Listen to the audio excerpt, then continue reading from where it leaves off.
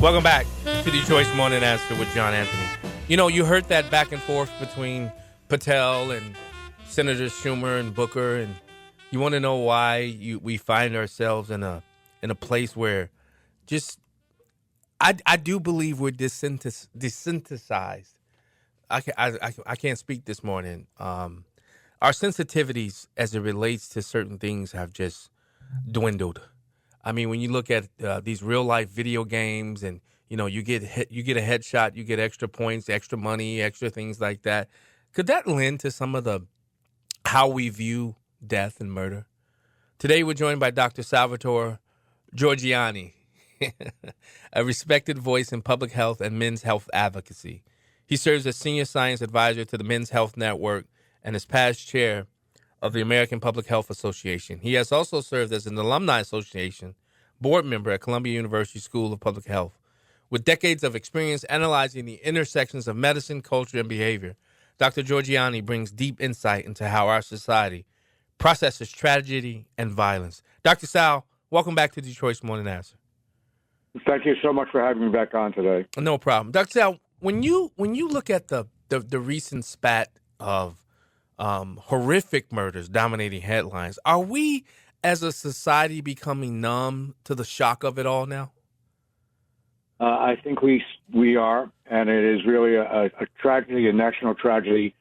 I would reflect back a little bit on history, because when you go way back, and as I did in preparing for our discussion today, I looked at violence in society for all the way back.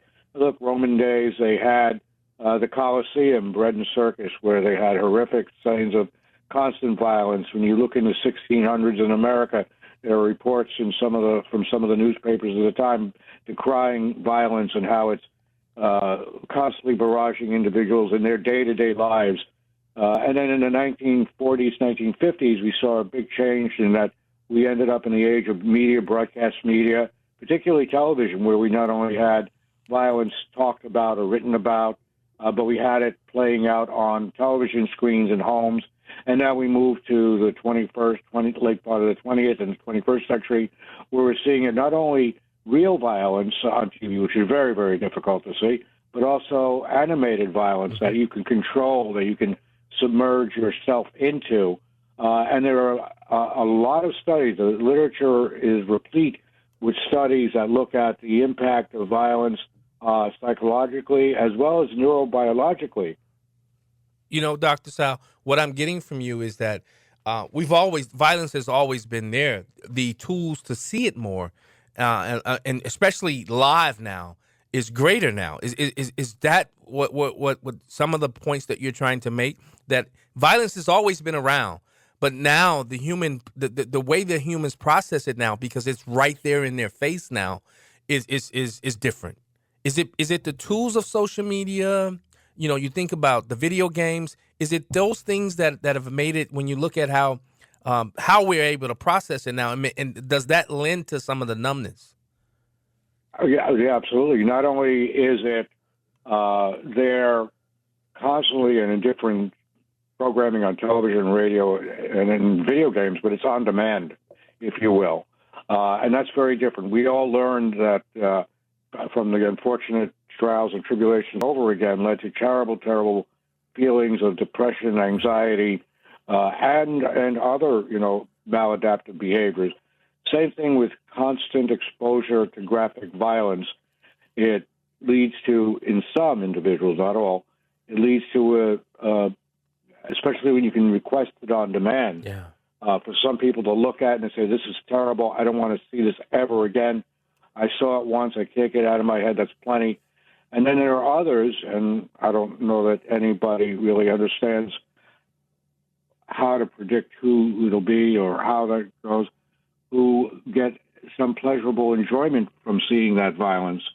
And just like other things that give us enjoyment, like running, marathon running, like casino gambling, like food, the dopamine receptors in the brain become constantly stimulated, require more and more of the stimulant to produce pleasure.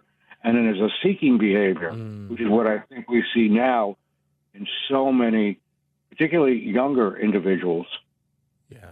When you think about the responsibility and where it should lay, you think about the media, you think about the social media platforms.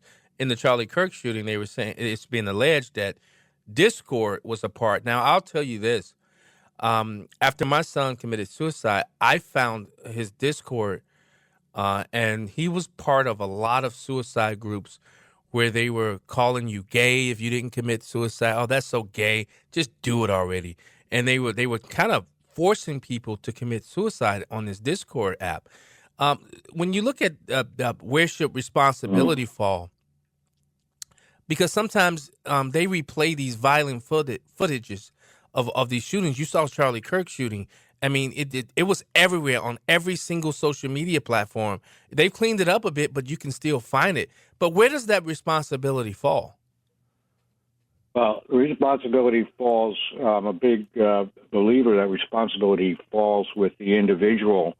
Now, there's a difference between an individual as an adult, over the age of 15, 17, depending on how you define psychological maturity as an adult, and the responsibility within families to help children understand the potential impact and monitor this graphic violence.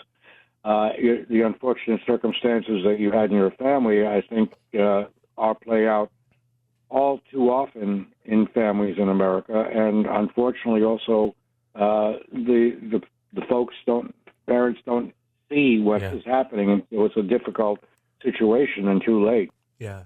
Do you see differences in how men versus women or younger generation versus older ones process repeated exposure to violence? Well, there are psychological differences in dopamine response and then tendency to more assertive or some would say aggressive behavior in males. It's something that's in the DNA. It is part of the thing that makes males the protectors of families, and it goes way back to how we were created.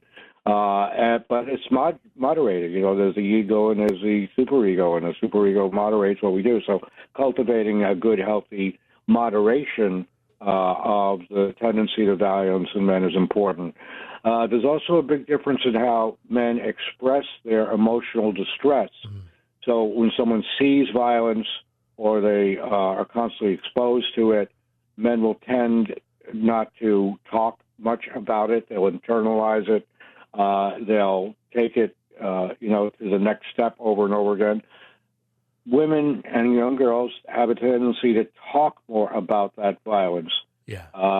And that, I think, is a healthy thing. I was on Charlie Kirk assassination, and the host wanted to know what I thought of that. And I said, look, that's the healthiest attitude you could have with your child. That's a wonderful thing to hear, because then it gives the parent an opportunity to take the reins in hand and then guide their child or someone else. It could be another adult who needs some guidance on how to process those sorts of violent images. Dr. Salvatore J. Giorgianni, here's a question for you, because I want to know what goes in, what's the physiology, what's the psychology behind people who celebrate seeing somebody, not, first of all, when Charlie Kirk first got shot, there was celebratory tweets and Instagram messages all over the world. And then when he died, it I don't know, it just seemed like it was just a lot more. What happens to a person?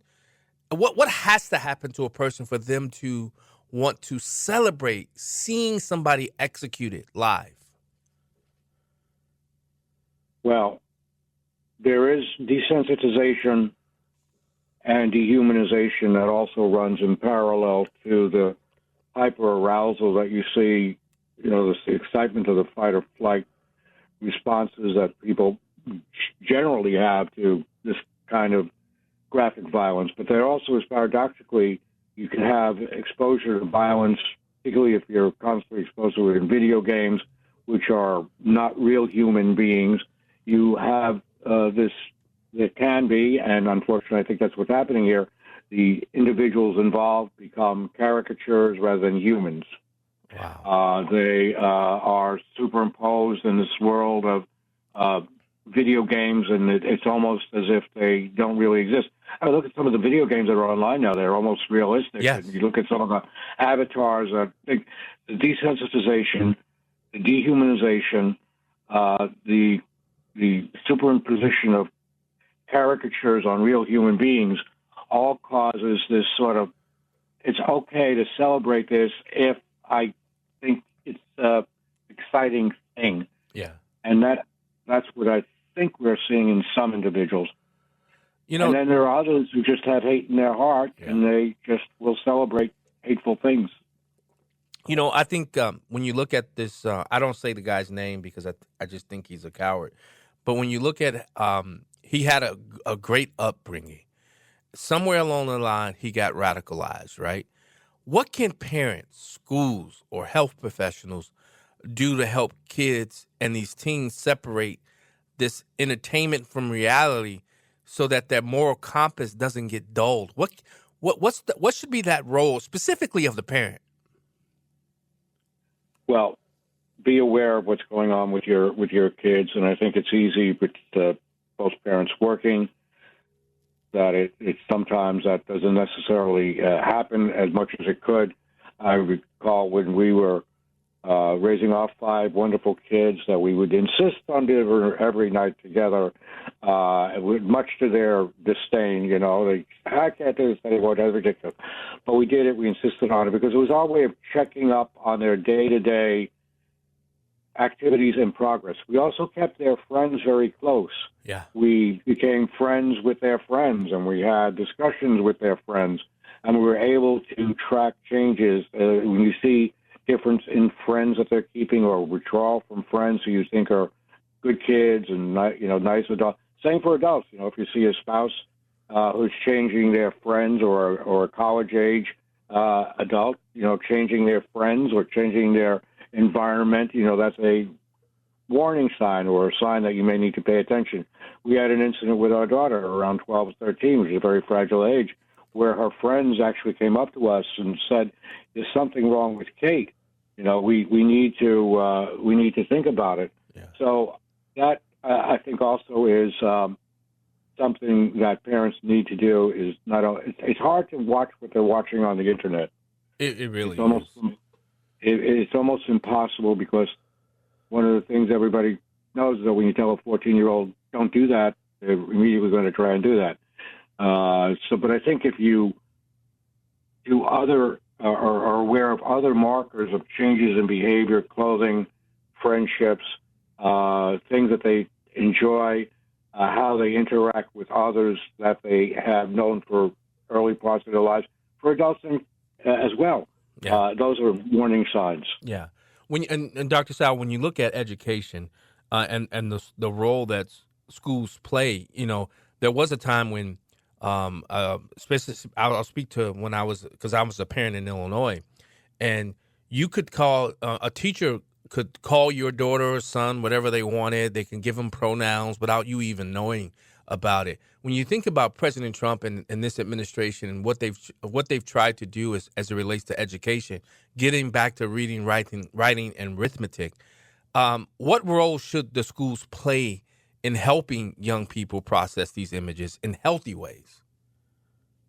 Well, I am a little bit old-fashioned about it. I think that teachers are there to teach skills, reading skills, as their primary goal, reading, writing, arithmetic skills, as well as socialization skills, but also to be an observer, if you will, of children out of the home and their behavior. So I think they can become a very important early warning system. Whether the average teacher is positively predisposed to behavioral management or whether the average school system is the right place to engage in behavioral observation and management, I'm not yet convinced that's right. In Illinois, when you talk about it, they just passed a law there where all children mental health from grades 3 till 12 will have at least one annual psychological profile done. Yeah. So the question I ask is, what will you do with that? Will the school system decide to take custodianship of the child's maturity and psychological profile to try and, quote unquote, identify and then remedy problems? Will they talk with parents, or will they, as we've seen all too often, see themselves as the pseudo guard or the de facto guardian of the student and try and guide them outside of the parental? And I think that would be a very bad outcome. Wow. If you're just joining the show, we're talking to Dr. Salvatore J. Giorgianni. He's senior science advisor to the Men's Health Network and a past chair of the American Public Health Association. You know, when I think of parents, and looking back now, I see a lot of the signs, the shift in my son. When you talk to parents about what to look for, because even with this guy who killed Charlie Kirk, they talked about, parents and friends talked about, they saw the shift and the change. He started talking about politics more. He started talking about, people like he said one of the reasons why he did it was because Charlie preaches hate. I've yet to find Charlie Kirk preaching hate anywhere in anything that he's ever said. But what should the parents, what are some of those signs, those shifting moments that parents should be looking for as they see their kids shifting out of, especially as they coming out of the, grade school into high school age area, because that's when the shift starts happening? Mm-hmm. It may be, it most likely will be rather different in girls and boys. Is there a way boys and girls express emotional trouble or hurt or pain or confusion will be very different. Girls tend to withdraw a little bit more. They tend to blame themselves for problems. They do have a tendency to talk with their friends about it, which isn't a good thing if you're friends with their friends. If you have it, we used to have a lot of kids in our house. We spent a lot of money on food, but we felt it was very important because those were litmus tests of what was going on in our kids' lives. Yeah. So I think, and in boys, on the other hand, they tend to become solemn, not necessarily withdrawn, but withdraw from the things that they normally engage in, from the parents, as we see with this individual who's withdrawing from his parents, particularly his dad. I understand. I don't know all the particulars. I'm sure it will come out. They also tend to move towards more aggressive behavior with the physical manifestations of their depression, anxiety, which can show in rage. Problems in school. You have a pretty good student that all of a sudden is not a good student. Those are hallmark signs. There, I think the schools can be very helpful in alerting parents so parents can take action. Yeah, finally, as a public health leader and a man of science, what is your message to everyday Americans who feel overwhelmed by this cycle of violence and tragedy? Because now it's touching every aspect of our lives now. Change the channel. You don't have to watch this. You don't have to see it. The other night, just a dinner table conversation with my wife and I. We were watching television as we usually do while we're having our dinner, and it was just becoming too much for the both of us. We changed the channel. We selected what we wanted to watch that was uplifting, that didn't focus on the violence. I think you, as we started off the conversation, you so nicely asked, what can you do? You have to be in charge of your own. You have to have agency for your own way of thinking about these things, what you expose yourself to. And when it becomes too much, when you think this is terrible, that may be a good time to change the channel. Those are wise words, Dr. Salvatore J. Giorgianni. Thank you so much. We got to leave it there. Thank you so much for joining us on Detroit's Morning Answer. If somebody wanted to reach out and had a question for you, how can they do so? Well, I'm not online, in that sense, but Men's Health Network at www.menshealthnetwork.org. There's a lot of very good information there, particularly in mental health and other conditions that affect men and boys and their families. So I think, folks can turn there. All right, Dr. Salvatore J. Giorgianni, thanks so much for joining us on Detroit's Morning Answer. I really thoroughly enjoyed the conversation. I'm happy to be back anytime. It can be a help to you and your audience. You have a blessed day. You too, sir. You're listening to Detroit's Morning Answer. We'll be right back.